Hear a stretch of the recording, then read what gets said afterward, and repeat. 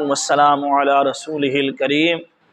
اما بعد فاعوذ باللہ من الشیطان الرجیم بسم اللہ الرحمن الرحیم۔ سامعین و ناظرین السلام علیکم ورحمۃ اللہ وبرکاتہ۔ آج ہم آپ کے سامنے ایک واقعہ جو کہ بہت زیادہ مشہور ہے، اتنا مشہور ہے کہ عوام تو عوام، خواص تک بھی اس واقعوں کو بیان کرتے ہوئے نظر آتے ہیں۔ وہ واقعہ حضور غوث اعظم شیخ عبد القادر جیلانی الحسنی والحسینی رضی اللہ تعالی عنہ کی ذات مبارکہ کی طرف منسوب ایک قصہ مکذوبہ ہے جو کہ بیان کیا جاتا ہے، اور اس حد تک وہ مشہور ہو چکا ہے کہ بڑے بڑے علماء کرام بھی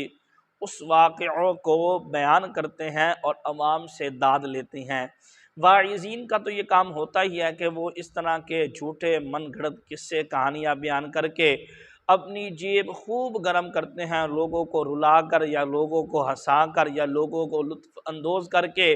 اس طرح کی کہانیاں سنا کر لوگوں سے داد وصول کرتے ہیں۔ لیکن کچھ ایسے واقعے بھی ہوتے ہیں جو اس قدر مشہور ہو جاتے ہیں کہ خواص ہوتے ہیں جن کو علماء کہا جاتا ہوتا ہے، وہ بھی اس کی اصل کی طرف التفات نہیں کرتے، توجہ نہیں کرتے اور اس کو بیان کر دیتے ہیں عدم توجہ کی وجہ سے، عدم التفات کی وجہ سے۔ اسی طرح حضور غوث اعظم رضی اللہ تعالی عنہ شیخ عبد القادر جیلانی الحسنی والحسینی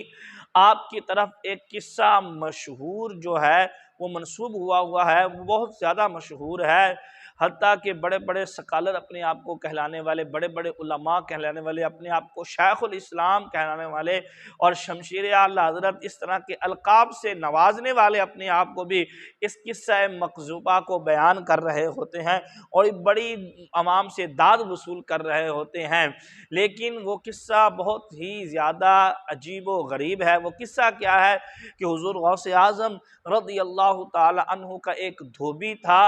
جو غوث پاک رضی اللہ تعالی عنہ کے کپڑے دھویا کرتا تھا، تو جب وہ فوت ہو گیا، دنیا سے چلا گیا، تو اس کے مرنے کے بعد قبر میں جب اس کو اتارا گیا اور جب فرشتے اس کے پاس آئے تو فرشتوں نے اس کے منکر نکیر نے جب اس سے سوال کیا مر رب کا، تو آگے سے وہ کہنے لگا کہ مجھے نہیں پتا، بس میں تو غوث پاک کا دھوبی ہوں، میں تو غوث پاک کا دھوبی ہوں، اس طرح کا وہ جواب دینے لگا۔ تو اس کو مختلف لوگوں نے مختلف اپنے انداز میں بیان کیا، کوئی کس طرح بیان کر رہا تو کوئی کس طرح کر رہا تو کوئی کہہ رہا ہوتا ہے کہ اس نے کہا کہ میں غوث پاک کا دھوبی ہوں، آگے سے فرشتوں نے کہا وہ کون ہے، تو کہنے لگا تم اس کو نہیں جانتے، اللہ کی بارگاہ میں گئے۔ اس طرح کا بڑا نا یہ جھوٹا اور عجیب و غریب طریقے سے اس کو بیان کیا جاتا ہے اس قصہ کو۔ تو یہ قصہ حضور غوث پاک رضی اللہ تعالی عنہ کی طرف منسوب کیا گیا ہے۔ اصل بھی یہ قصہ آیا کہاں سے ہے تو میں آپ کو پہلے اس کی اصل دکھاتا ہوں۔ یہ کتاب ہے دیوبند کے حکیم الامت کی اشرف علی تھانوی صاحب کی ملفوظات، جو غالباً 10 جلدوں میں چھپے ہوئے ہیں، اور اس کی میرے پاس پہلی جلد ہے، اس کی جلد کے صفحہ نمبر 438 پر یہ واقعہ ہے۔ لیکن جس طرح انہوں نے یہ واقعہ بیان کیا ہے اس طرح آگے واعظین بیان نہیں کرتے، بلکہ اس واقعوں میں پھر مثالیں اپنی طرف سے لگائے جاتے ہیں اور اس کو بنایا جاتا ہے، بنا چڑھا کے دکھایا جاتا ہے اور اس میں ایک عجیب سا لطف پیدا کیا جاتا ہے۔ جناب اشرف علی تھانوی نے جب اس واقعے کو بیان کیا تو وہ خود یہ کہتے ہیں کہ میں نے حضرت مولانا فضل الرحمن گنج مراد آبادی رحمت اللہ علیہ سے خود اس سے زیادہ عجیب ایک حکایت سنی جس میں توجیہ کی بھی ضرورت ہے، اور کوئی بیان کرتا تو شاید یقین ہونا بھی مشکل ہوتا اور بہت ممکن تھا میں سن کر رد کر دیتا۔ یعنی وہ اپنے پیر صاحب کے بارے میں کہہ رہے ہیں کہ مولانا فضل الرحمن گنج مراد آبادی نے ایک قصہ مجھے سنایا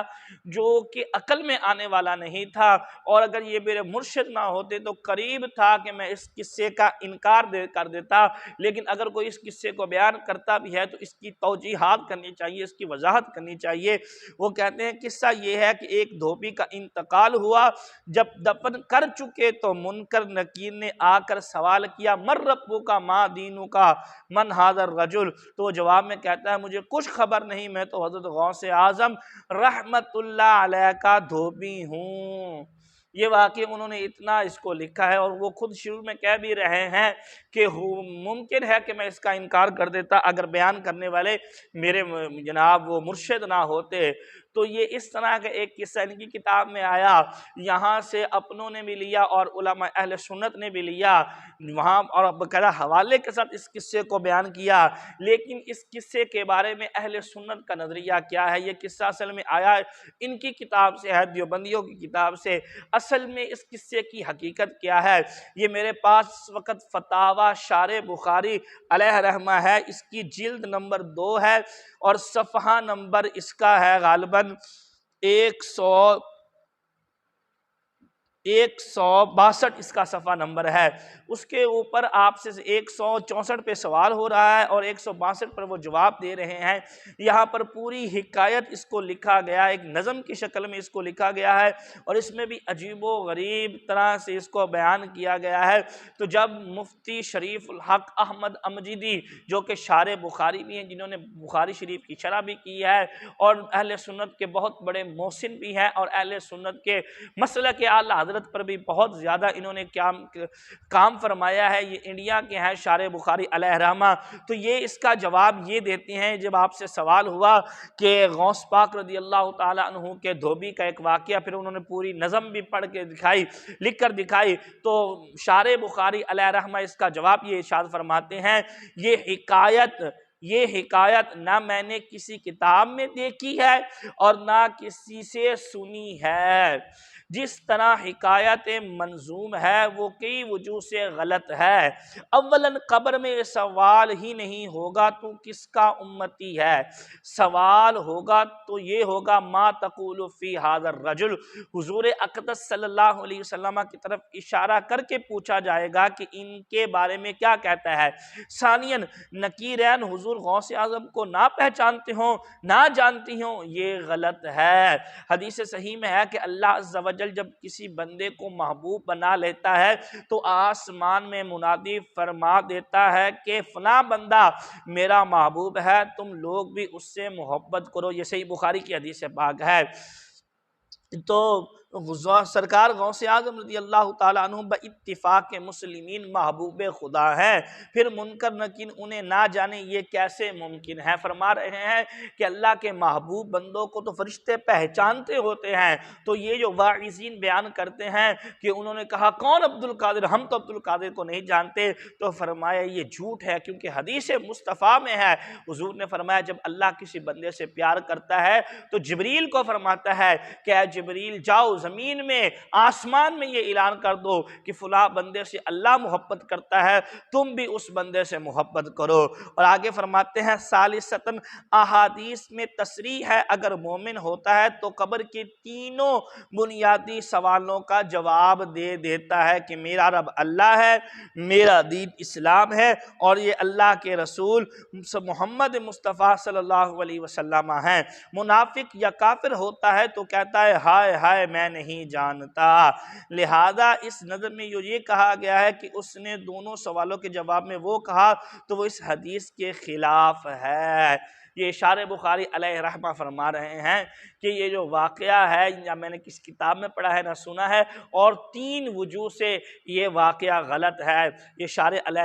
شارح بخاری علیہ رحمہ فرما رہے ہیں۔ تو معلوم ہوا اس طرح کا قصہ کسی صحیح سند سے یا کسی صحیح کتاب میں مروی نہیں ہے، یہ دیوبندیوں کی کتاب سے چلا اور پھر علماء اہل سنت کی طرف آ گیا، اور علماء نے بغیر سوچے بغیر تحقیق کیے عدم توجہ اور عدم التفات کی وجہ سے اس قصے کو بیان کر دیا۔ لہذا جو لوگ اس قصے کی بنیاد پر طرح طرح کا علماء اہل سنت کا مذاق بنا رہے ہیں اور ان پر لطیفے بنا رہے ہیں، وہ اپنی عاقبت کو سوچیں کہ کبھی کبھی عدم التفات اور عدم توجہ کی وجہ سے بھی ہی اس طرح کی بات منہ سے نکل جاتی ہے، اور حق یہی ہے۔ شارح علیہ رحمہ نے فرما دیا ہے یہ کتاب، یہ واقعہ کسی کتاب میں نہ میں نے پڑھا ہے اور نہ دیکھا ہے، اور کئی وجوہ سے یہ واقعہ غلط ہے۔